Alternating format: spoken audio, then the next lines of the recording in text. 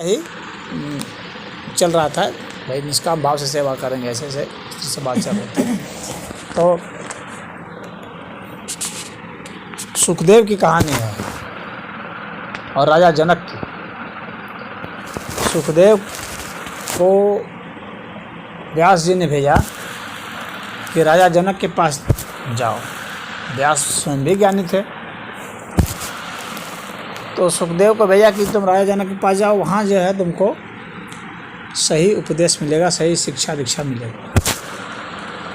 जब वहाँ वे गए तो खैर बीच का कांड मैं नहीं सुनाना चाह रहा हूँ, बहुत सारे कांड हुए। यहाँ जो हम लोग के लिए पॉइंट के लिए रेलिवेंस है वो मैं सुना रहा हूँ। तो जब सुखदेव और राजा जनक बैठे तो सुखदेव जो है प्रभावित नहीं थे राजा जनक से, और उन्होंने कह भी दिया कि मैं आपसे प्रभावित नहीं हूँ, क्योंकि आप तो भोगी हैं, आप महलों में रहते हैं और हमारे सामने ही जो है आप अपने स्त्री के ऊपर भी हाथ रखे हुए हैं। तो मैं आपके जैसे भोगी से दीक्षित नहीं होऊंगा। तो और आप तो क्या मालपुआ और खीर पूड़ी ऐसा हलवा फलवा सब खा रहे हैं शराब पी रहे हैं, तो आपके जैसे भोगी से मैं कैसे दीक्षा लूँ? ये तो मेरे पिता थे, उनकी आज्ञा को मान करके मैं चला आया, अन्यथा मैं आपसे प्रभावित नहीं हूँ। आपके जैसे व्यक्ति को मैं गुरु नहीं बना सकता। राजा जनक को सुखदेव ने कहा। हाँ, तो राजा जनक ने कहा अच्छा चलिए आप ये बताइए कि आप क्या खाते हैं, आपका जीवन कैसे चलता है, आप कहाँ रहते हैं? हाँ, तो सुखदेव जी ने कहा कि मैं तो जंगल में रहता हूँ, कंद मूल फल ये सब खाता हूँ और निर्वस्त्र रहता हूँ, बस एक कॉपिन पहनता हूँ जब बाहर जाता हूँ।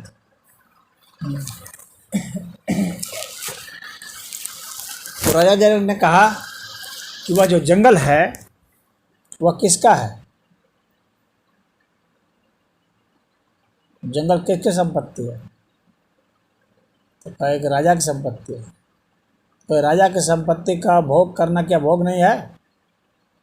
जंगल में जब आप रहे तो आपने वहाँ का भोग किया, निवास का भोग आपने किया। वहाँ कोई पत्थर के छत के नीचे रहे या कोई पत्ते के छत के नीचे रहे, आप पत्ते के छत के नीचे हैं, पेड़ के नीचे, और मैं पत्थरों की जो छत है इसके नीचे हूँ, क्या बुनियादी अंतर है? छत तो छत।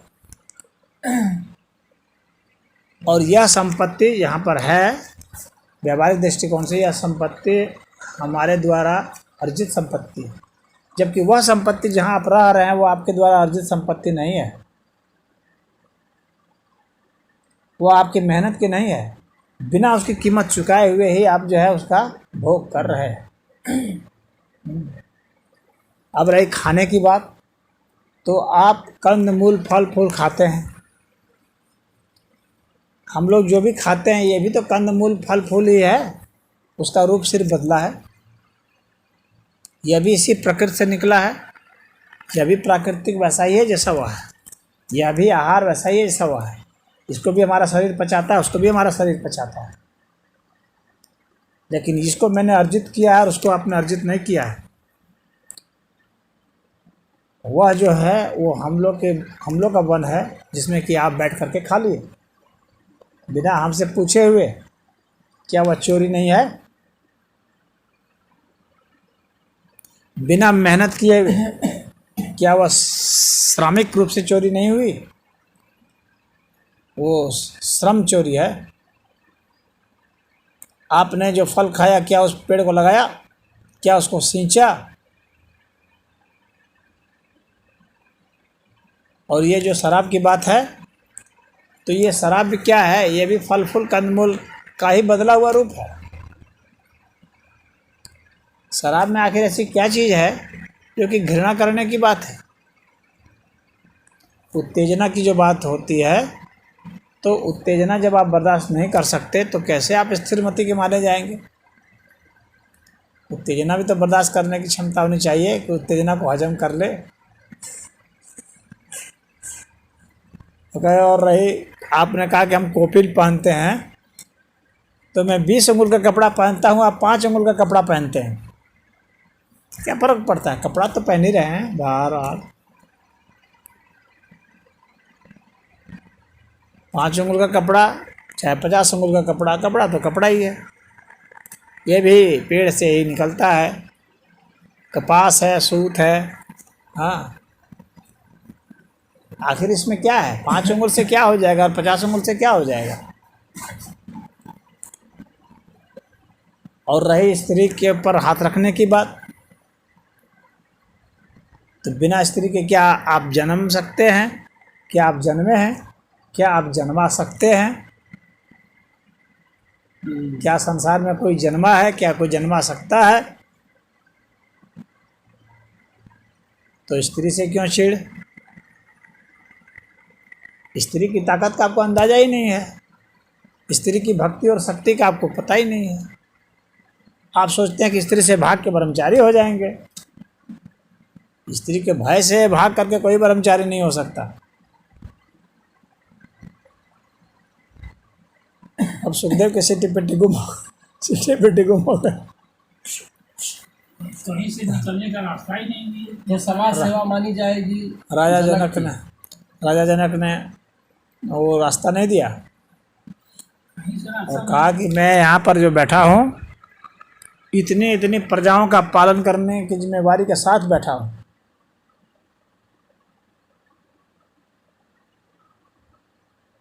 और हमारे शरीर में ताकत नहीं रहेगी तो न इन प्रजाओं की रक्षा कर पाऊँगा, न इस राज्य की रक्षा कर पाऊँगा, न आपके जैसे साधु संतों की रक्षा कर पाऊँगा। हमारे पास बल पराक्रम नहीं रहेगा तो मैं कैसे रक्षा कर पाऊँगा? फिर तो आप लोग गाजर मूली जैसे काट दिए जाएंगे।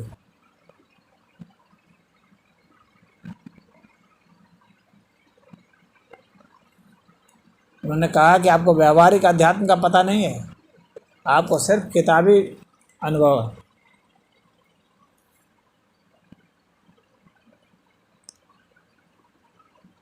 तो वो प्रभावित हुए, फिर समझ गए, तो कहे कि आप मुझे अपना शिष्य बना लीजिए। कहा कि नहीं, आप इतना आसान समझते हो क्या कि मेरा शिष्य बन जाओगे? ऐसा थोड़ी है कि आपके पिता ने भेज दिया यहाँ पर तो मैं आपको शिष्य बना लूँगा। आप तो मुझे अपना पात्र ही नहीं समझ रहे थे गुरु बनने के, और अभी कह रहे हैं कि आप मुझे शिष्य बना लीजिए। आपने मुझे अपने गुरु बनाने लायक आप पात्र समझा है, लेकिन मैं भी तो समझूं कि आप शिष्य बनने के लायक हो कि नहीं।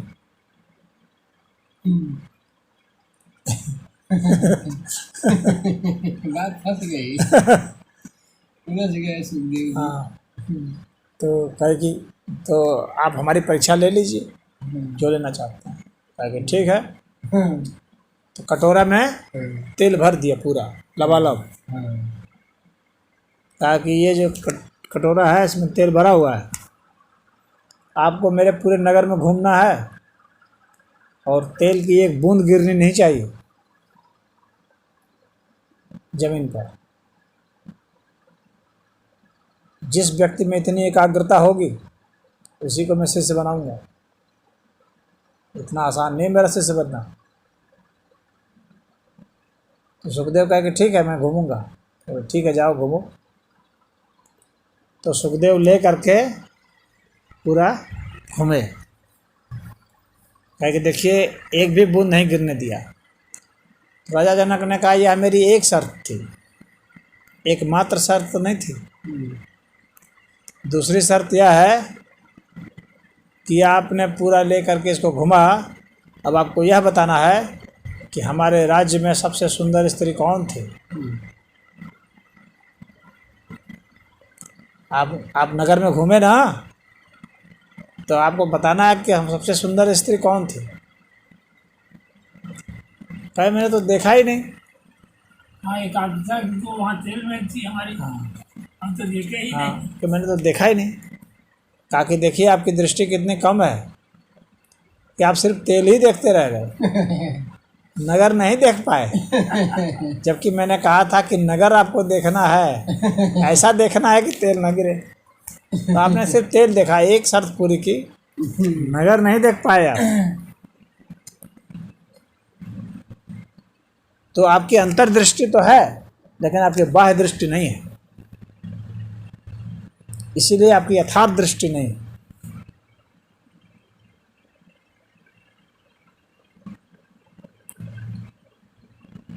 आप पुनः जाइए, इस बार आपको दोनों ही देखना है। कौन सी स्त्री सुंदर है, सबसे सुंदर, सबसे सुंदर कौन थी? वह भी आपको बताना है। और यह तेल भी नहीं गिरना चाहिए। ये भी नहीं गिरना चाहिए। यदि ऐसा आपने पूरा किया तो ही मैं शिष्य बनाऊंगा। सिर्फ अंतर्दृष्टि वाला शिष्य नहीं हो सकता है, जिसको दुनिया की भी समझ हो और अंदर की भी समझ हो, वही राजा जनक का शिष्य बनने योग्य है। और राजा जनक ने कहा कि और जब हाथ रखने की बात थी, आपको उत्तर मिल गया होगा कि मैंने हाथ स्त्री पर रखा था, लेकिन मेरी दृष्टि कहाँ थी, मेरी दृष्टि कहीं और थी। तो व्यक्ति की दृष्टि कहीं और होती है, भौतिक तत्व तो कहीं और होता है।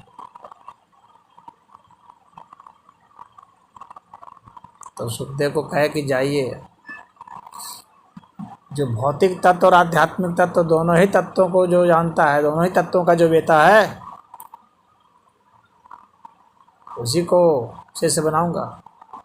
आपको अर्थशास्त्र की समझ नहीं थी, अर्थ विज्ञान को नहीं जान रहे थे, अर्थ को दरकिनार करके आप आध्यात्मिक होने चले थे। अर्थ को दरकिनार करके आध्यात्मिक नहीं हो सकते, क्योंकि पुरुषार्थ में धर्म, अर्थ, काम और मोक्ष चारों हैं। आपने सोचा कि हम लंगोटी पहन लेंगे, धोती छोड़ देंगे तो धार्मिक हो जाएंगे। आवश्यकता कम कर लेने से कोई धार्मिक नहीं होता है, आवश्यकता बढ़ाने से भी कोई धार्मिक नहीं होता है। बल्कि यथार्थ बोध होना चाहिए कि कहाँ पर कितनी क्या आवश्यकता है और उसके लिए आपका श्रमदान क्या है, आपने कितना परिश्रम किया उसके लिए।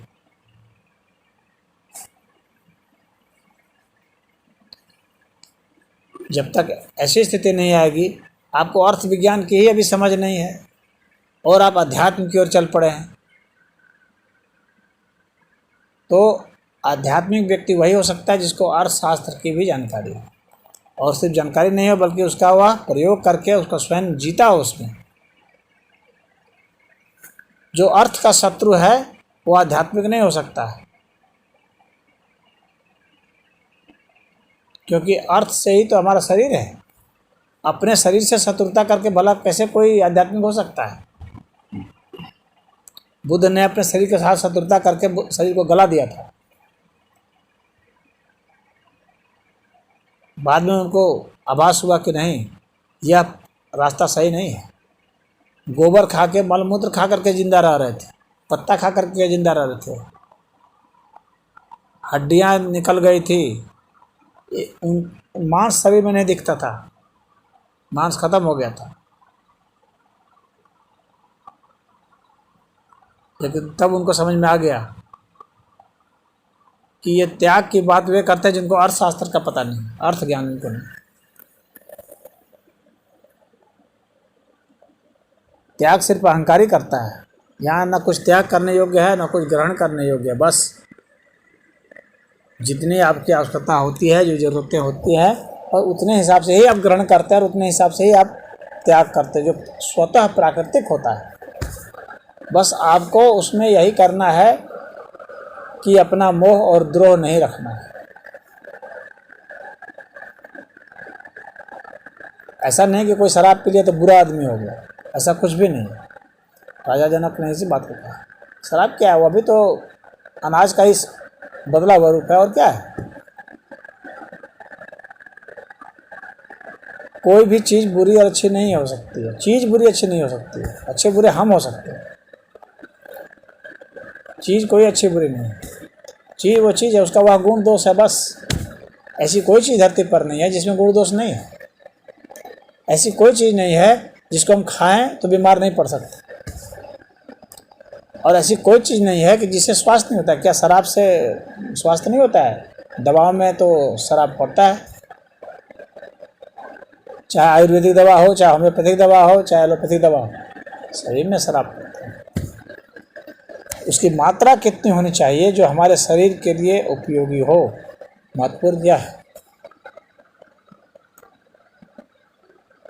उसी तरह से हम दूध पी करके भी मर सकते हैं। जिसको बहुत सुंदर अच्छी औषधि माना जाता है, उसी की मात्रा अगर बढ़ा दे तो उसको खा के मर जाएंगे। इसीलिए डॉक्टर साहब जो डोज बताते हैं कि इतना डोज लेना, क्यों? क्योंकि उतने ही डोज में वह स्वास्थ्य के लिए लाभदायक है। ज़्यादा डोज लेने से मरना होगा। तो वह दवा जिसको हम समझते हैं अच्छा, वह भी अगर एक मात्रा में हो जाने के बाद तो वो शराब से भी ज़्यादा खतरनाक है, वो तो तुरंत मृत्यु देगा। सल्फास खा लो इतना बड़ा, तुरंत मृत्यु देने वाला है। तो कोई भी चीज़ हमें मृत्यु दे सकती है एक विशेष मात्रा में। ये बिजली का करंट है, ये हमें मृत्यु दे सकती है। अगर वही करंट की मात्रा हम घटा देंगे तो मृत्यु नहीं देगी, हल्का सा झटका फुटका देकर छोड़ देगी। तो कोई भी चीज़ जो आपको लगता है कि ये मृत्यु नहीं दे सकती है, तो आपकी अभी सोच अभी आधी अधूरी है। हर चीज़ मृत्यु दे देगी। पानी मृत्यु दे देगी। पानी में लोग डूब के नहीं मरते हैं, मरते हैं ना। आपको पानी पिला पिला के मारा जा सकता है, फंसा के मारा जा सकता है। हाँ, रोटी खिला के आपको मारा जा सकता है, दाल पिला पिला के मारा जा सकता है। तो कोई भी चीज़ आपको मृत्यु दे देगी। हाँ हाँ हाँ, हंसी अच्छी चीज़ है, गुदगुदाते मर जाएंगे, बिल्कुल मर जाएंगे। तो हर चीज़ का एक अनुपात होता है। बुद्धिमान का मतलब यही होता है। और औषधि शास्त्र का या ये भोज्य शास्त्र का विद्वान उसी को माना जाता है, पाक शास्त्र का विद्वान उसी को माना जाता है जो सही अनुपात जानता है। नमक हम थोड़ा खाते हैं, इतना नमक दे दीजिए, क्या होगा? आदमी मर जाएगा, खून फेंक के मर जाएगा। हाँ, इतना खाते तो नमक कितना जहरीला है। तो बुद्धिमान वह है जो कि एक अनुपात को जानता है कि इस अनुपात में हम यदि रहते हैं तो यहाँ स्वास्थ्य है, इस अनुपात से हम भटकते हैं तो हम स्वास्थ्य से भटक गए। इस स्थिति तक हम आते हैं, इस अर्थशास्त्र के नियम के तहत हम यहाँ तक आते हैं तो ठीक है, हम भौतिक हैं, और यहाँ के बाद से हम फिर आध्यात्मिक हैं। तो यहाँ के सभी शास्त्रों का समन्वय है। अध्यात्म का मतलब हो गया सभी शास्त्रों का समन्वय, सही अनुपात एक सुंदर बेहतर जिंदगी के लिए। नहीं तो खा खा करके मोटे हो गए, खा खा करके पहलवान हो गए, और क्या कर रहे हैं? समाज को लूट रहे हैं। समाज सेवा के नाम पर लोग नहीं समाज को लूट रहे हैं। तो हम समाज सेवा करते हैं और क्या करते हैं? लूटने का काम करते हैं। हाँ, फंसाते हैं लोगों को। कितने आरटीआई दाखिल करते हैं, आरटीआई दाखिल करके क्या करते हैं? फंसाते हैं लोग। हाँ, उनसे फिर घूस लेते हैं, फिर आरटीआई वापस लेते हैं या छोड़ देते हैं जैसे है वैसे, उस पर पैरवी नहीं करते। तो ये इसको भी वे समाज सेवा ही बोलते हैं। नेता भी तो समाज से अपने को समाज सेवी बोलते हैं ना। तो सेवक डायरेक्ट करते हैं, वो सेवक है। हाँ, प्रधान सेवक है। प्रधान सेवक प्रधान सेवक। हाँ, प्रधान सेवक है। तो प्रधान सेवक अपने को बोलते हैं, और वो करते क्या है? वो सबसे ज़्यादा सेवा लेते हैं। वे सबसे ज़्यादा सेवा लेते हैं। गुप्त रूप में महाराज जी मनोज सिन्हा का होटल बना था। गुप्त रूप में बाद में जल्दी की नहीं करूँगी। बहुत धांसू का जो होटल में बनेगा ही करेगा भाई, पैसा है तो बनेगा। अरे फिर क्यों नहीं बनेगा? उसी की वजह तो नेता बने हैं तो बनेगा नहीं। बनना ही चाहिए। जो भी अध्यात्म का मतलब यही होता है कि आप बाकी सब व्यवस्थाओं से परिपक्व हो जाइए। हाँ, परिपक्व होना पड़ेगा, सही अनुपात आपको पहचानना पड़ेगा। और जहाँ तक नेताओं की बात है तो इस धरती पर जितने तरह के व्यवसाय हैं उसमें सबसे निकृष्ट व्यवसाय यही है। सबसे ज़्यादा पाखंडपूर्ण व्यवसाय जो है वो यही है। नेता।